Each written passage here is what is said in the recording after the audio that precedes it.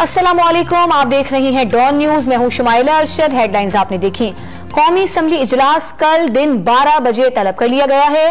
Circular जारी कर दिया गया है। इजलास में डिप्टी स्पीकर कासिम सूरी के खिलाफ तहरीक अदम एतमाद भी पेश की जाएगी।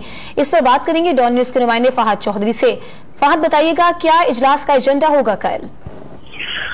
जी देखिए, कौमी असम्बली का इजलास कायम मकाम स्पीकर कासिम सूरी ने 16 अप्रैल के बजाय 22 अप्रैल को बुलाने का हुक्मनामा जारी किया था और अब जराये के मुताबिक कौमी असम्बली सेक्रेटेरिएट ने ये इजलास की तारीख जो है वो दोबारा 16 अप्रैल कर दी है और कल 12 बजे इजलास बुलाया गया है।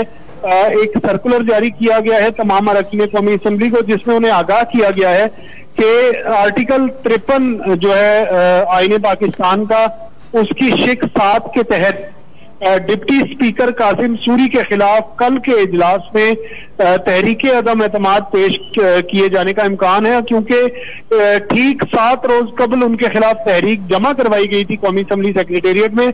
तो रूल्स के मुताबिक जो पहला वर्किंग डे यानी कल का जो इजलास आएगा उसमें इसको एजेंडे में शामिल करना लाजमी है। और दूसरी जानिब जराये का यह भी कहना है कि राजा परवेज अशरफ के चूंकि मद्दे मुकाबल किसी ने कागजात नामजदगी जमा नहीं करवाए थे, तो उनका भी बिला मुकाबला स्पीकर मुंतखब होने का इम्कान है। और अगर ऐसा होता है तो कल के इजलास में पहले राजा परवेज अशरफ अपने ओहदे का हल्फ भी उठाएंगे।